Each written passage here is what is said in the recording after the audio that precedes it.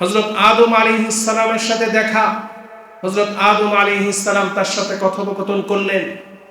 আদম আলাইহিস সালামের সাথে কথা শেষ করার পর রাসূল আকরাম সাল্লাল্লাহু আলাইহি ওয়াসাল্লাম দ্বিতীয় আসমানে চলে গেলেন। দ্বিতীয় আসমানে গিয়ে হযরত ইয়াহইয়া এবং হযরত ঈসা আলাইহিমাস সালাম তিনাদের সাথে সাক্ষাৎ। দ্বিতীয় আসমান থেকে তৃতীয় আসমানে গেলেন। তৃতীয় আসমানে হযরত ইউসুফ আলাইহিস সালামের সাথে সাক্ষাৎ। চতুর্থ আসমানে হযরত ইদ্রিস আলাইহিস সালামের সাথে সাক্ষাৎ। পঞ্চম আসমানে হযরত হারুন আলাইহিস সালামের সাথে সাক্ষাৎ এবং ষষ্ঠ আসমানে হযরত মূসা আলাইহিস সালামের সাথে সাক্ষাৎ। হযরত মূসা আলাইহিস সালামের সাথে সাক্ষাৎ শেষে আল্লাহ রাসূল যখন সপ্তম আসমানে চলে যাবেন, ওই সময় হযরত মূসা আলাইহিস সালাম তিনি কান্না করে দিলেন। রাসূল আকরাম সাল্লাল্লাহু আলাইহি ওয়াসাল্লাম জিজ্ঞেস করলেন, আপনি কেন কান্না করছেন? মূসা আলাইহিস সালাম বললেন যে আল্লাহ তাআলা আমার পরবর্তী সময়ে এমন একজন নবী পাঠিয়েছেন যিনি সবার শেষে এসেছেন, কিন্তু মর্যাদার দিক দিয়ে আল্লাহ তাআলা সবচাইতে উচ্চ মাকাম দান করেছেন। আমার উম্মতের চাইতে জান্নাতের মধ্যে আপনার উম্মতের সংখ্যা অনেক অনেক গুণ বেশি হবে। সেই আফসোস নিয়ে আমার চোখের পানি আসতেছে যে আমার উম্মতের সংখ্যা জান্নাতের মধ্যে খুব কম হবে। রাসূল আকরাম সাল্লাল্লাহু আলাইহি ওয়াসাল্লাম ইরশাদ করেন, কিয়ামতের ময়দানে যতক্ষণ পর্যন্ত আমি মুহাম্মদ জান্নাতে প্রবেশ করব না, ততক্ষণ পর্যন্ত কোন নবী রাসূল জান্নাতে প্রবেশ করতে পারবে না। যতক্ষণ পর্যন্ত আমার উম্মত জান্নাতে প্রবেশ না করবে, ততক্ষণ পর্যন্ত অন্য কোন নবীর উম্মতও জান্নাতে প্রবেশ করতে পারবে না। সুবহানাল্লাহ। রাসূল আকরাম সাল্লাল্লাহু আলাইহি ওয়াসাল্লাম বলেছেন, কিয়ামতের ময়দানে জান্নাতীদেরকে 120টি কাতার করা হবে। সেই 120 কাতারের মধ্যে 80 কাতার হবে আমার উম্মত। সুবহানাল্লাহ। রাসূল আকরাম সাল্লাল্লাহু আলাইহি ওয়াসাল্লামের শান মান মর্যাদা আল্লাহ তাআলা এত বাড়িয়ে দিয়েছেন যে উম্মত হয়ে আমরা সেই নবীর শান মান আমরা বুঝি না। রাসূল আকরাম সাল্লাল্লাহু আলাইহি ওয়াসাল্লাম সপ্তম আসমানে গেলেন। সপ্তম আসমানে গিয়ে হযরত ইব্রাহিম খলিলুল্লাহ আলাইহিস সালাম তার সাথে তার দেখা, আল্লাহ রাসূলের দেখা।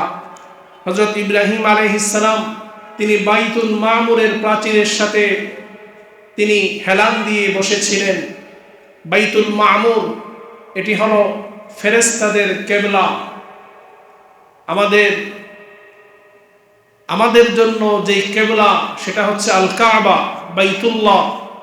ঠিক বাইতুল্লাহ বরাবর ঠিক 7 আসমানের উপরে ফেরেশতাদের যে কিবলা সেটার নাম হচ্ছে বাইতুল মামুর। হাদিসের মধ্যে এসেছে আল্লাহ রাসূল বলেছেন যে সেই বাইতুল মামুরে দৈনিক 70,000 ফেরেশতা তারা তাওয়াফ করে এবং এই 70,000 ফেরেশতা তারা দ্বিতীয়বার আর কখনো তাওয়াফ করার সুযোগ পায় না। রাসূল আকরাম সাল্লাল্লাহু আলাইহি ওয়াসাল্লাম হযরত ইব্রাহিম আলাইহিস সালামের সাথে সাক্ষাৎ শেষ করে সপ্তম আসমানের পর আল্লাহ রাসূল সাল্লাল্লাহু আলাইহি ওয়াসাল্লাম সিদরাতুল মুনতাহায় চলে গেলেন হযরত জিবরাইল আলাইহিস সালামের সাথে। সুবহানাকা লা ইলমা লানা ইল্লা মা 'আল্লামতানা ইন্নাকা আনতাল আলিমুল হাকীম। রব্বি জিদনি ইলমা রব্বি ইশরাহ লি সাদরি ওয়া ইয়াসসির লি আমরি ওয়াহলুল 'উকদাতাম মিন লিসানি ইয়াফকাহু কওলি। اللهم صل على محمد وأنزله المقعد المقرب عندك يوم القيامة. اللهم صل على محمد وعلى آل محمد كما صليت على إبراهيم وعلى آل إبراهيم إنك حميد مجيد. اللهم بارك على محمد وعلى آل محمد كما باركت على إبراهيم وعلى آل إبراهيم إنك حميد مجيد. الحمد لله ثم الحمد لله.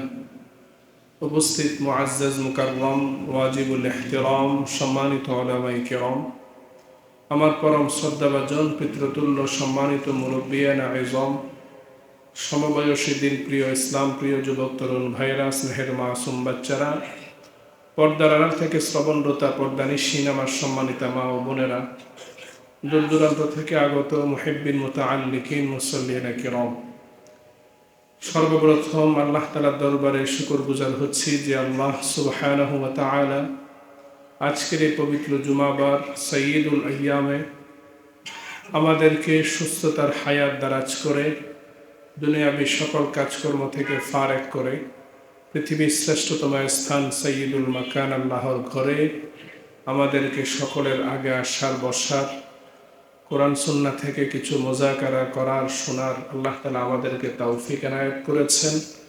আমরা অন্তরের অন্তঃস্থল থেকে হৃদয়ের গভীর থেকে উচ্চ কণ্ঠের সমস্বরে কালিমাতুশ শুকর করছি, সকলেই বলি আলহামদুলিল্লাহ। অসংখ্য অগণিত দরুদ এবং সালামের হাদিয়া পেশ করছি দু জাহানের বাদশাহ রাহমাতুল লিল আলামিন সৈয়দুল কাউনাইন ওয়াস সাকালাইন জনাবে মুহাম্মদুর রাসূলুল্লাহ সাল্লাল্লাহু আলাইহি ওয়াসাল্লামের প্রতি।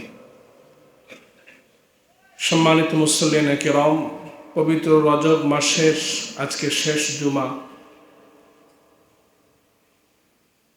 12 মাসের মধ্যে যে 4টি সম্মানিত মাস তার মধ্যে একটি হলো রজব। আল্লাহ তাআলা যদি আমাদেরকে হায়াতে তয়্যিবা দান করেন, আগামী জুমায় আমরা শাবান মাসে আদায় করব ইনশাআল্লাহ। রজব মাস যখন শুরু হয়, রাসূল আকরাম সাল্লাল্লাহু আলাইহি ওয়াসাল্লাম আল্লাহ তাআলার কাছে একটি দোয়ার আমল করতেন, আল্লাহুম্মা বারিক লানা ফি রজব ওয়া শাবান ওয়া বাল্লিগনা রমাদান। হে আল্লাহ, আপনি আমাদেরকে রজব এবং শাবান মাসে আমাদের ঈমানে, আমাদের রিজিকে, আমাদের হায়াতে বরকত দান করে আমাদেরকে মাহে রমাদান পর্যন্ত পৌঁছে দিন। আল্লাহ তাআলার কাছে আমরা দোয়া করি, আল্লাহ তাআলা যেন আমাদেরকে ঈমানের সাথে, সুস্থতার সাথে, আল্লাহ তাআলা যেন আমাদের সকলকে মাহে রমাদান পর্যন্ত পৌঁছে আমরা যেন রমাদানে আল্লাহ তাআলার গোলামি করে আল্লাহ তাআলার কাছ থেকে মাগফিরাত, নাজাত আমরা যেন লাভ করতে পারি। আল্লাহ তাআলা আমাদের সকলকে কবুল করুন, আমিন। রজব মাসের একটি সুপ্রসিদ্ধ বিষয় গত জুমায় আলোচনা করেছিলাম। সুপ্রসিদ্ধ এই জন্য বললাম, যেহেতু মেরাজ রাসূল আকরাম সাল্লাল্লাহু আলাইহি ওয়াসাল্লামের অন্যতম শ্রেষ্ঠতম একটি মুআজিজা। এটি কখন সংঘটিত হয়েছে এই বিষয়ে অনেকগুলো মতামত রয়েছে। সবচাইতে বেশি প্রসিদ্ধ লাভ করেছে রজব মাসে 27 তারিখ। সেই জন্য বললাম সুপ্রসিদ্ধ বিষয় এই রজব মাসের মেরাজ। রাসূল আকরাম সাল্লাল্লাহু আলাইহি ওয়াসাল্লামের অন্যতম শ্রেষ্ঠতম মুআজিজা হলো মেরাজ। দুনিয়াতে আল্লাহ তাআলা যত নবী রাসূল পাঠিয়েছেন, সকল নবী রাসূলগণকে আল্লাহ তাআলা মুআজিজা দিয়েছিলেন। সকল নবী রাসূলগণের মুআজিজা ছিল দুনিয়ার মধ্যে।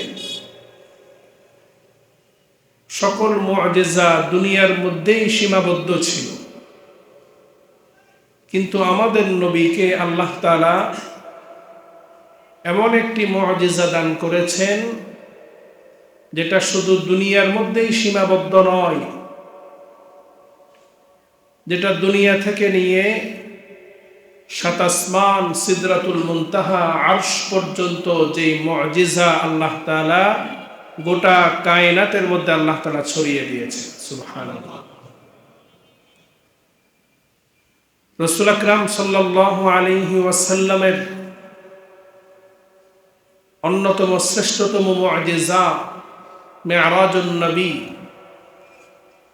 এটার দ্বারা আল্লাহ তাআলা আমাদের নবীর শান মান মর্যাদাকে আল্লাহ তাআলা বুলন্দ করে দিয়েছেন। এটার মাধ্যমে আল্লাহ তাআলা আমাদের নবীর শ্রেষ্ঠত্ব আমাদের কাছে, গোটা বিশ্ববাসীর কাছে আল্লাহ তাআলা উপস্থাপন করেছে। রাসূল আকরাম সাল্লাল্লাহু আলাইহি ওয়াসাল্লামের মেরাজ কি প্রেক্ষাপটে সংগঠিত হয়েছিল সেই বিষয়ে আলোচনা করেছিলাম। রাসূল আকরাম সাল্লাল্লাহু আলাইহি ওয়াসাল্লাম যখন মক্কায় কাফেরদের জুলুম নির্যাতনে অসহায় হয়েছে,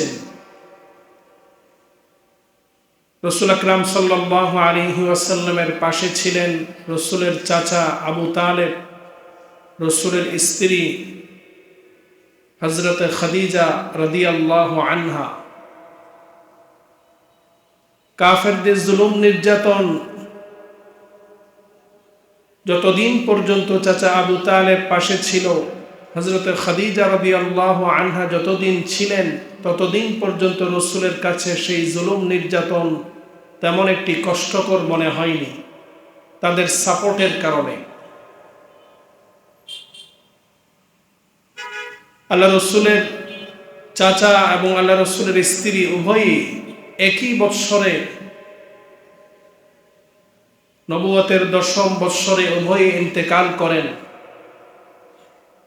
ইন্তেকালের পরে রসুল যখন অভিভাবক শূন্য হয়ে গেলেন, তখন মক্কায় আল্লাহ রসুলের দাওয়াতের কাজ সেভাবে চালাতে পারেননি, চলে গিয়েছিলেন তায়েফে। তায়েফে যাওয়ার পরে সেখান থেকে আল্লাহ রসুল নির্মমভাবে অপমানিত হয়ে, নির্মমভাবে আঘাতপ্রাপ্ত হয়ে আল্লাহ রসুল আবার পুনরায় ফিরে আসেন। রাসূল আকরাম সাল্লাল্লাহু আলাইহি ওয়াসাল্লামের যখন হৃদয় ভেঙে গিয়েছিল, আল্লাহ রসুল যখন মনের মধ্যে বিশাল একটি বোঝা নিয়ে এসেছিলেন, ওই সময় আল্লাহ সুবহানাহু ওয়া তাআলা তার হাবিবের মনের সেই কষ্ট, সেই ক্লান্তি, মনের সেই বোঝা হালকা করার জন্যে আল্লাহ তাআলা তার হাবিবকে তার নিজের সান্নিধ্যে নিয়ে তার দিদারের মাধ্যমে তার সকল ক্লান্তি গ্লানি সবগুলো আল্লাহ তাআলা মুছে দিয়েছিলেন।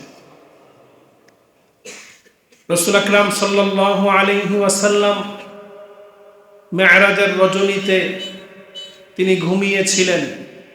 কোথায় ঘুমিয়েছেন এই বিষয়ে হাদিসের মধ্যে দুটি বর্ণনা পাওয়া যায়। একটি হচ্ছে উম্মে হানির ঘরে, আরেকটি হচ্ছে হাতিমে কাবাই। হাতিমে কাবাই আল্লাহ রসুল যখন ঘুমন্ত, আল্লাহ তাআলার নির্দেশে জিবরাইল আলাইহিস সালাম তিনি একটি জন্তু নিয়ে, বরাক নামক জন্তু নিয়ে আল্লাহ রসুলের কাছে আসেন। আল্লাহ রসুলকে ঘুম থেকে জাগ্রত করলেন। আল্লাহ রসুলকে ঘুম থেকে জাগ্রত করে রাসূল আকরাম সাল্লাল্লাহু আলাইহি ওয়াসাল্লামের বক্ষ বিদারণ করলেন। আমরা বর্তমান সময়ে যারা হার্টের রোগী, হার্ট ব্লক হলে তাদের হার্ট সার্জারি করতে হয়, অপারেশন করতে হয়। দুনিয়ার ইতিহাসে সর্বপ্রথম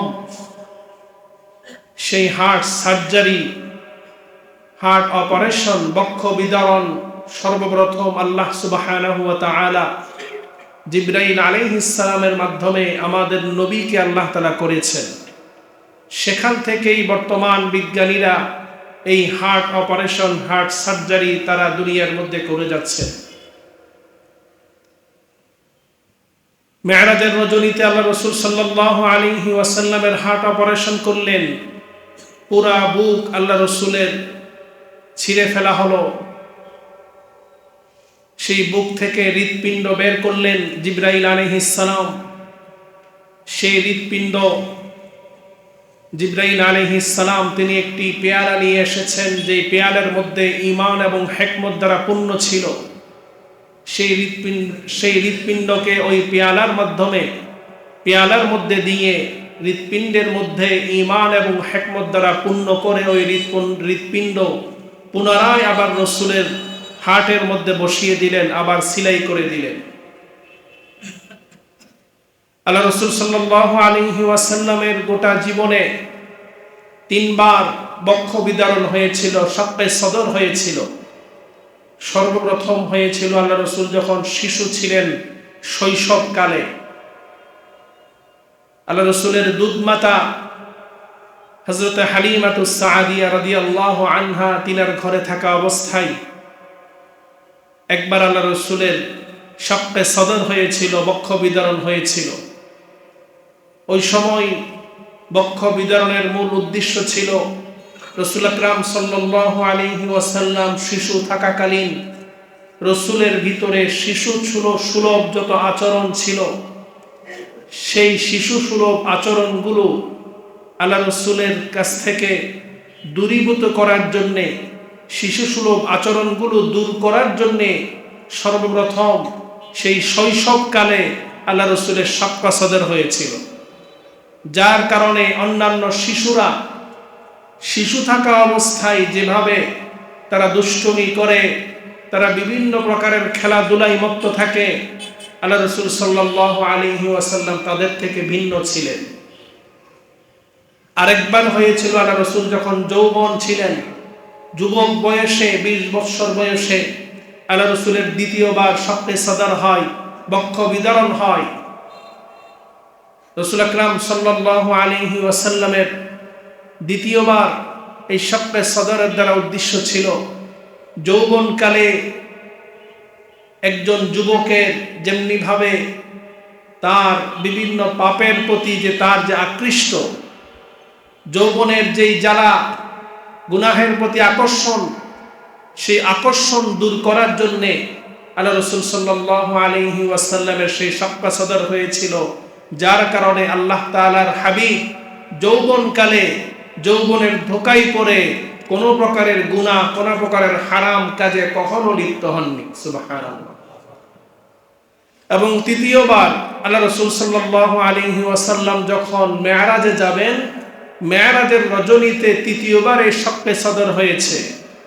তৃতীয়বার এই শাক্কে সদরের দ্বারা উদ্দেশ্য হলো আল্লাহ তাআলা তার হাবিবকে যে ঊর্ধ্ব জগৎ ভ্রমণ করাবেন, আল্লাহ তাআলার কুদরতের বিভিন্ন নিদর্শন দেখাবেন, জান্নাত জাহান্নাম দেখাবেন, উপরের জগতের সব কিছু আল্লাহ রাসূল যাতে করে সেগুলো আল্লাহ রাসূল দেখার পরে সেগুলো যেন আল্লাহ রাসূল সহ্য করতে পারেন, সেই সহ্য ক্ষমতার জন্যে, ধারণ ক্ষমতার জন্যে, সেই যোগ্যতা তৈরি করার জন্যে আল্লাহ রাসূল সাল্লাল্লাহু আলাইহি ওয়াসাল্লামকে এই শবে মেরাজের রজনীতে তৃতীয়বার আল্লাহ রাসূলের শাক্কে সদর হয়েছে। রাসূল আকরাম সাল্লাল্লাহু আলাইহি ওয়াসাল্লামের বক্ষ বিদারণ করার পর জিবরাইল আলাইহিস সালাম আল্লাহ রাসূলকে নিয়ে বোরাকে উঠলেন। লম্বা ঘটনা। বোরাকে করে আল্লাহ রাসূল সাল্লাল্লাহু আলাইহি ওয়াসাল্লাম সর্বপ্রথম মসজিদে হারাম থেকে মসজিদে আকসা পর্যন্ত ভ্রমণ করলেন। বোরাক এমন একটি জন্তু, হাদিসের মধ্যে এসেছে, ওহুয়া দাব্বাতুন আবিয়াদু তাওয়ীলুন ফাওকাল হিমারি ওয়া দুনাল বাগল। বোরাক হচ্ছে এমন একটি জন্তু যেটা দেখতে সাদা আকৃতির ছিল এবং যেটা অনেক লম্বা আকৃতির ছিল, গাধার চেয়ে বড়, খচ্চরের চেয়ে ছোট আকৃতির, সেটি হচ্ছে বোরাক। এবং বোরাকের চলার গতি কেমন ছিল সেই বিষয়ে হাদিসের মধ্যে এসেছে। রাসূল আকরাম সাল্লাল্লাহু আলাইহি ওয়াসাল্লাম বলেন, ইয়াদাউ হাফিরাহু ইনদা মুনতাহা তারফিহি, যে তার দৃষ্টি সীমা যতটুকু পর্যন্ত ছিল, দৃষ্টি সীমা সর্বশেষ যেখানে গিয়ে শেষ হয়, তার পায়ের আরেক কদম ফেললে সেই দৃষ্টি সীমা শেষ পর্যন্ত গিয়ে পৌঁছে। সুবহানাল্লাহ। এত দ্রুত গতিতে বোরাক চলত। রাসূল আকরাম সাল্লাল্লাহু আলাইহি ওয়াসাল্লামকে বোরাকের উপরে নিয়ে মসজিদে হারাম থেকে মসজিদে আকসা পর্যন্ত আল্লাহ রাসূলের ভ্রমণ, এই ভ্রমণকে কোরআনের ভাষায় বলা হয়েছে ইসরা। সুবহানাল্লাযী আসরা বিআবদিহি লাইলাম মিনাল মাসজিদিল হারাম আল্লাহ তাআলা কোরআনে বলছেন, তিনি সেই মহান পবিত্র সত্তা যিনি তার বান্দা মুহাম্মদ সাল্লাল্লাহু আলাইহি ওয়াসাল্লামকে মসজিদে হারাম থেকে মসজিদে আকসা পর্যন্ত রাত্রিকালীন ভ্রমণ করিয়েছেন। আল্লাহ রাসূল সাল্লাল্লাহু আলাইহি ওয়াসাল্লাম মসজিদে হারাম থেকে মসজিদে আকসা পর্যন্ত যে ভ্রমণ করেছেন, সেই ভ্রমণের মাঝে অনেক অলৌকিক বিষয় আল্লাহ তাআলা দেখিয়েছেন। মসজিদে হারামে পৌঁছার পর সেই বোরাক আল্লাহ রাসূল বেঁধে রাখলেন একটি আংটার মধ্যে, যেখানে অন্যান্য পয়গম্বরগণ তাদের সেই সওয়ারি তারা বেঁধে রাখত। রাসূল আকরাম সাল্লাল্লাহু আলাইহি ওয়াসাল্লাম মসজিদে হারামে প্রবেশ করলেন। আল্লাহ সুবহানাহু ওয়া তাআলা তার পেয়ারা হাবিব মসজিদে আকসায় এসেছেন। তার পেয়ারা হাবিবকে স্বাগত জানার জন্য, অভ্যর্থনা জানানোর জন্য হযরত আদম আলাইহিস সালাম থেকে নিয়ে ঈসা রূহুল্লাহ পর্যন্ত লক্ষ লক্ষ পয়গম্বরগণ সকলকে আল্লাহ তাআলা উপস্থিত করলেন। অনেক ফেরেশতা উপস্থিত করলেন। সকল নবী রাসূল এবং ফেরেশতাগণ আমাদের নবী মুহাম্মদ সাল্লাল্লাহু আলাইহি ওয়াসাল্লামকে মসজিদে আকসায় অভ্যর্থনা জানিয়ে তিনাকে সম্মানিত করলেন। রাসূল আকরাম সাল্লাল্লাহু আলাইহি ওয়াসাল্লাম তিনি যখন মসজিদে আকসায় প্রবেশ করলেন, সকল নবী রাসূলগণ নামাজ পড়ার জন্য দাঁড়িয়ে রয়েছেন। জিবরাইল আলাইহিস সালাম তিনি আযান দিয়েছেন।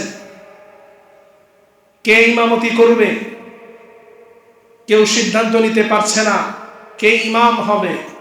জিবরাইল আলাইহিস সালাম আমাদের নবীর হাত ধরে তিনি ইমামতির মুসল্লায় তুলে দিলেন। সুবহানাল্লাহ।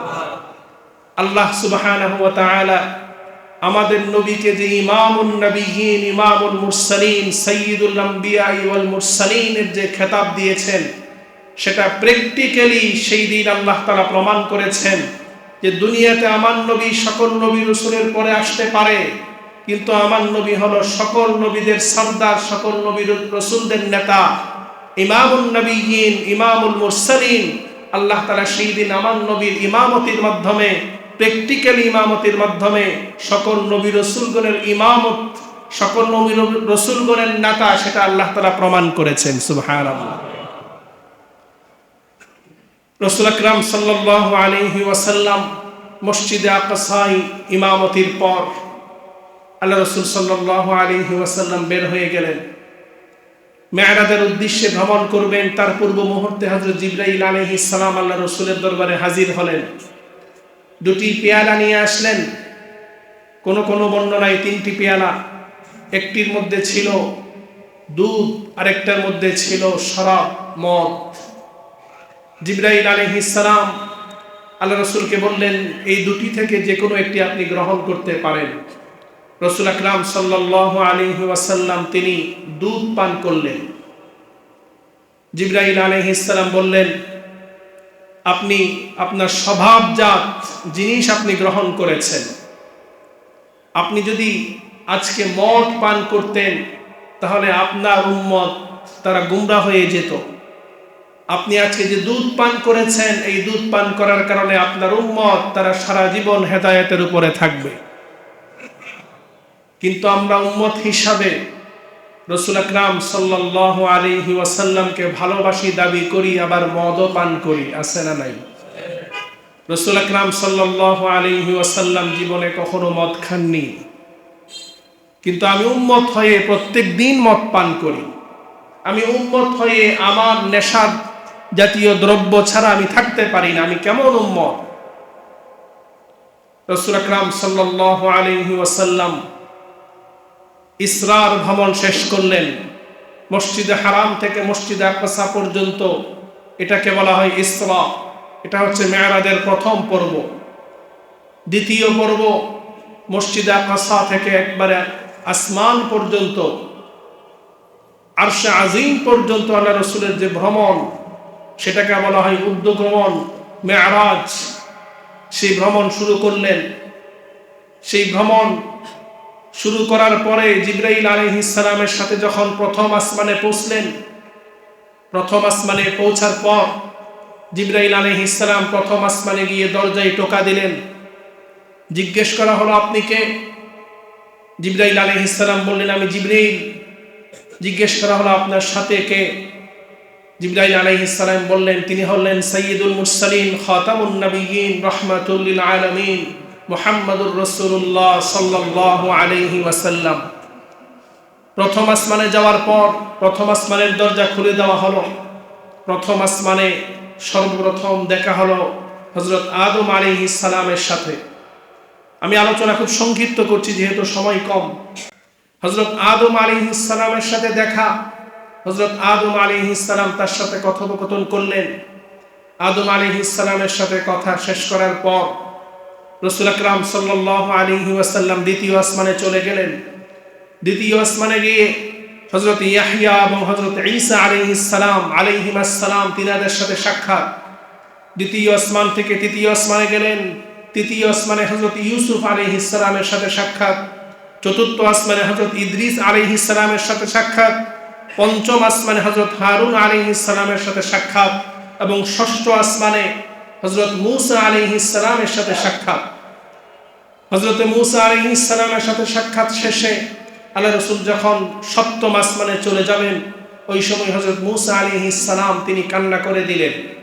রাসূল আকরাম সাল্লাল্লাহু আলাইহি ওয়াসাল্লাম জিজ্ঞেস করলেন, আপনি কেন কান্না করছেন? মূসা আলাইহিস সালাম বললেন যে আল্লাহ তাআলা আমার পরবর্তী সময়ে এমন একজন নবী পাঠিয়েছেন যিনি সবার শেষে এসেছেন, কিন্তু মর্যাদার দিক দিয়ে আল্লাহ তাআলা সবচাইতে উচ্চ মাকাম দান করেছেন।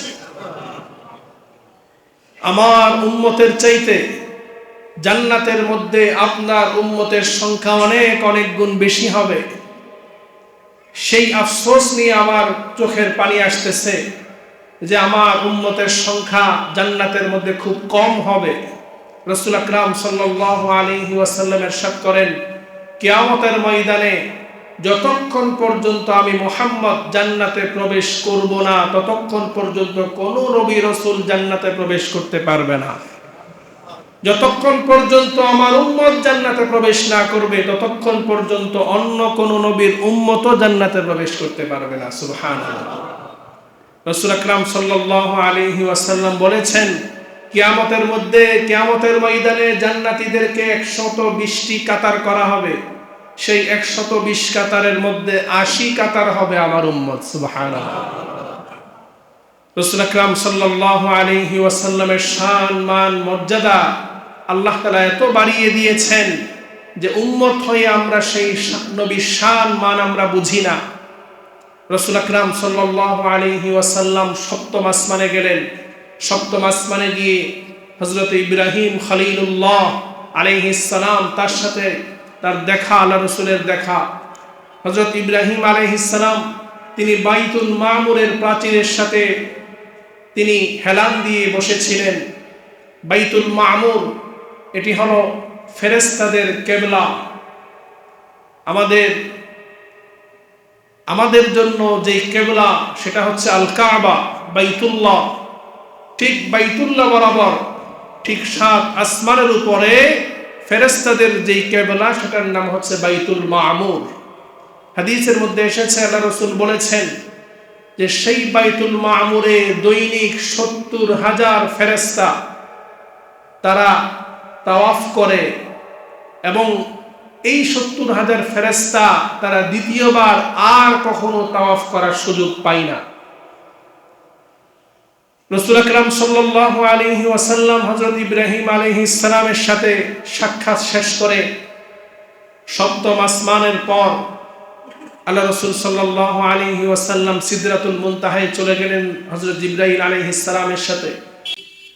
আল্লাহ রাসূল সাল্লাল্লাহু আলাইহি ওয়াসাল্লাম সিদরাতুল মুনতাহা একবারে শেষ সীমানায় গিয়ে তিনি বড়ই গাছ দেখতে পান। সেখানে সেই বড়ই গাছের এক একটি পাতা ছিল দুনিয়াতে যে হাতি আছে হাতির কানের মতো বড় বড়। বড়ইগুলো ছিল দুনিয়ার যে বড়ই সেই বড়ইয়ের সমান নয়, এক একটা বড়ই ছিল বড় বড় কলসির মতো বড় বড়। হযরত জিবরাইল আলাইহিস সালামের সাথে আল্লাহ তাআলা সুবহানাহু ওয়া তাআলা এতটুকু পর্যন্ত ভ্রমণ করান। তার পরবর্তী বিস্তারিত বিশদভাবে আলোচনায় আসেনি। জিবরাইল আলাইহিস সালাম আল্লাহ রাসূলের সাথে ছিলেন কি ছিলেন না? আল্লাহ তাআলার হুকুমে রাসূল আকরাম সাল্লাল্লাহু আলাইহি ওয়াসাল্লাম সিদরাতুল মুনতাহা এবং সেখান থেকে আল্লাহ তাআলা আল্লাহ রাসূলকে জান্নাতের বিভিন্ন নিদর্শন আল্লাহ তাআলা দেখিয়েছেন। জান্নাতের মধ্যে আল্লাহ রাসূল সাল্লাল্লাহু আলাইহি ওয়াসাল্লাম হযরত ওমর রাদিয়াল্লাহু আনহুর ঘর দেখেছিলেন, হযরত বেলাল রাদিয়াল্লাহু আনহুর ঘর দেখেছিলেন, আল্লাহ রাসূল সাল্লাল্লাহু আলাইহি ওয়াসাল্লাম নিজের ঘরও দেখেছিলেন। ইচ্ছা করলেন নিজের ঘরে একটু প্রবেশ করার জন্য, জিবরাইল আলাইহিস সালাম নিষেধ করলেন যে এখনো সময় আসে নাই, মৃত্যুর পরবর্তী সময়ে এই জান্নাতে আপনি প্রবেশ করতে পারবেন। রাসূল আকরাম সাল্লাল্লাহু আলাইহি ওয়াসাল্লামকে আল্লাহ তাআলা তার দিদার নসিব করালেন। আল্লাহ তাআলার সাথে সাক্ষাৎ লাভ হলো, কথোপকথন হলো। আল্লাহ তাআলার সাথে দিদারের অনেক লম্বা ঘটনা, সেদিকে যাচ্ছি না। রাসূল আকরাম সাল্লাল্লাহু আলাইহি ওয়াসাল্লামকে আল্লাহ তাআলা সেই মেরাজের রজনীতে 3টি উপহার দিয়েছিলেন।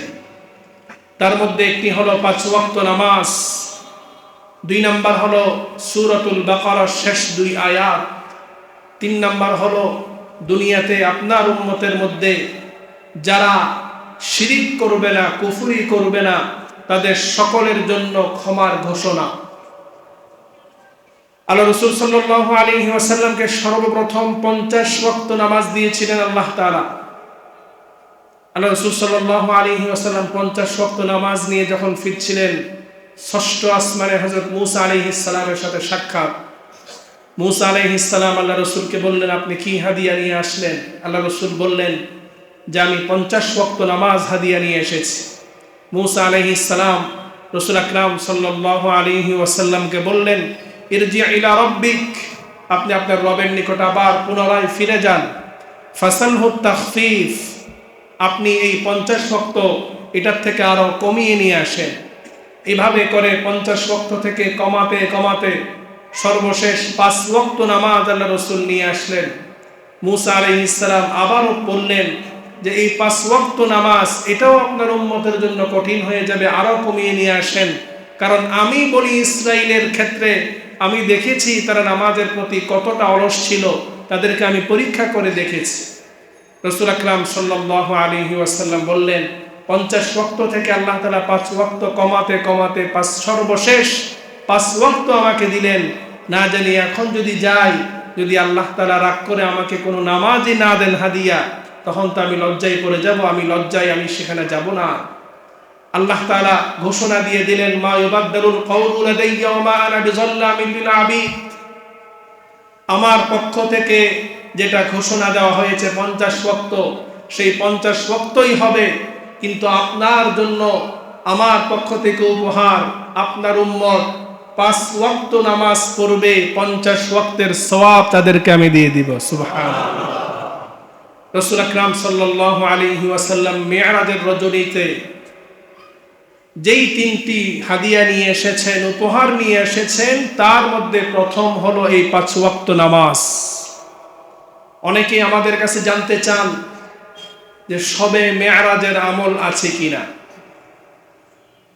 শবে মেরাজের অবশ্যই আমল আছে। শবে মেরাজের আমল নাই কে বলেছে? শবে মেরাজের সবচাইতে বড় আমল হলো 5 ওয়াক্ত নামাজ, এবং সেটা শুধুমাত্র মেরাজের রাত্রির জন্য নয়, সারা বৎসরের জন্য, আপনার গোটা জীবনের জন্য। হাত্তা ইয়াতিয়াকাল ইয়াকিন, আপনার মৃত্যু পর্যন্ত এই 5 ওয়াক্ত নামাজ আপনার জন্য ফরজ করা হয়েছে।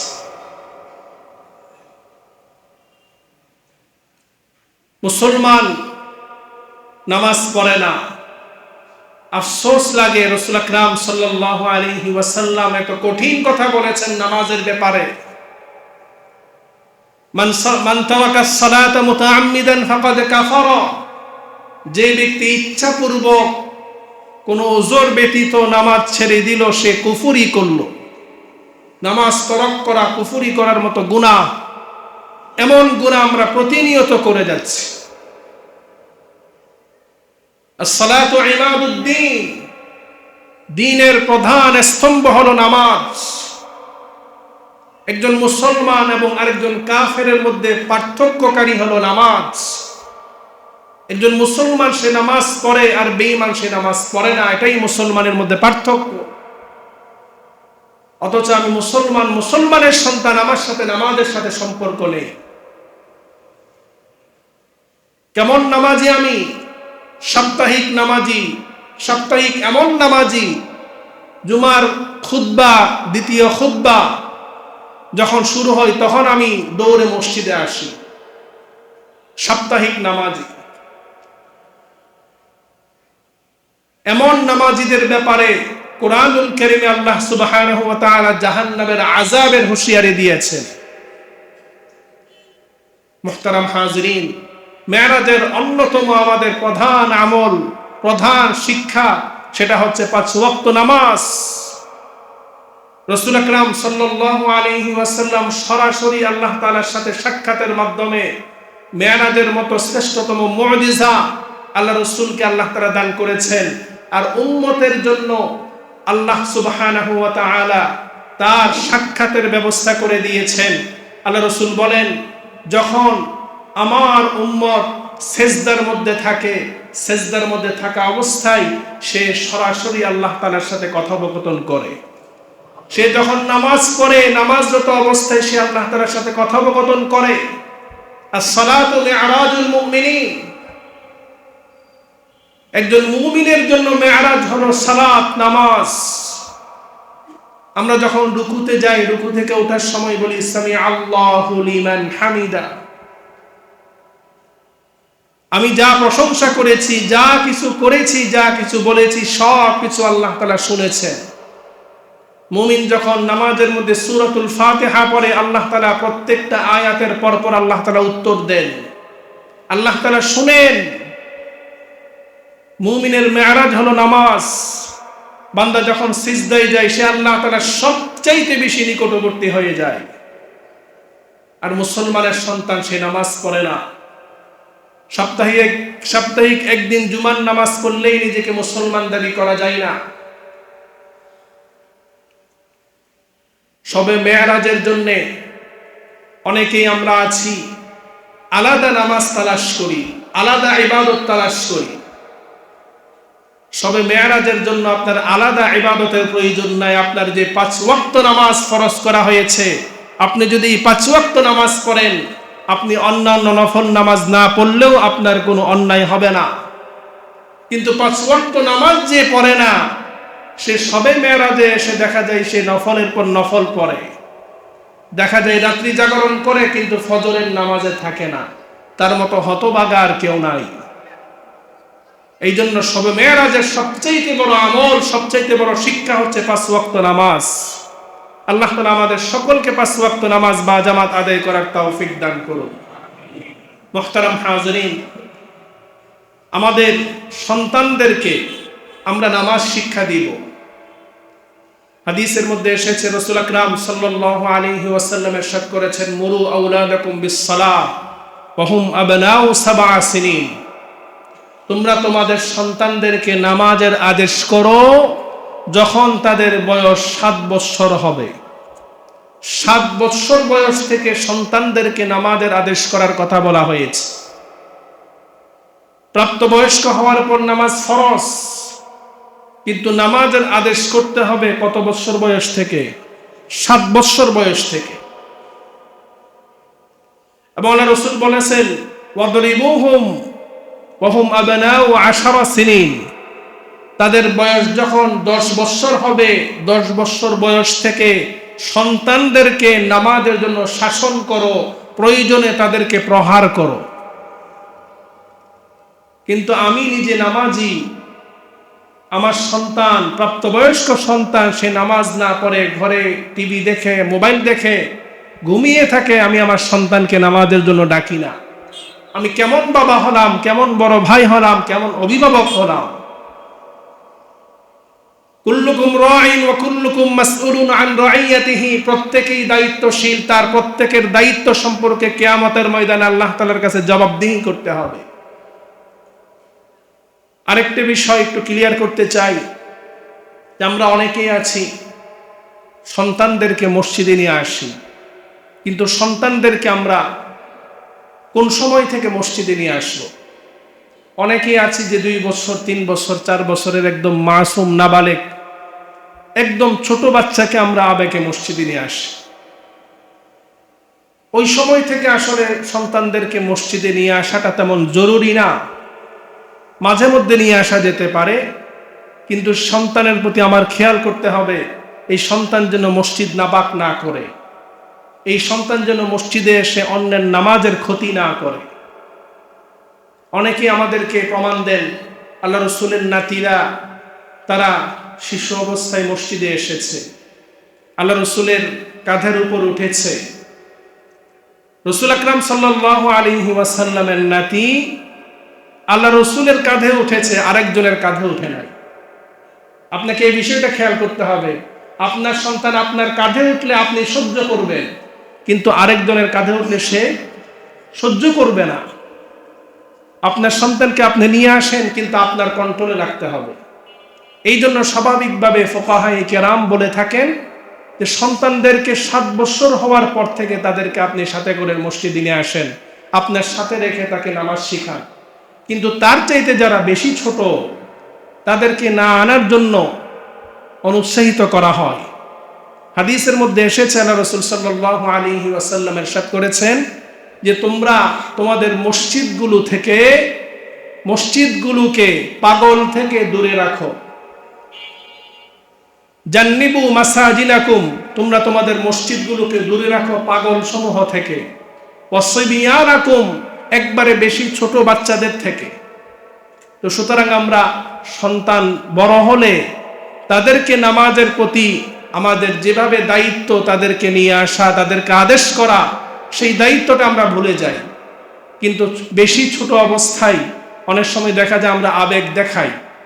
যখন তাদেরকে নামাজের আদেশ দেওয়া প্রয়োজন, তাদেরকে সাথে নিয়ে আসা প্রয়োজন, তখন আমরা আনি না, তখন আদেশ করি না। আল্লাহ তাআলা আমাদের সকলকে এই কথাগুলো বুঝে আমল করার তৌফিক দান করুক।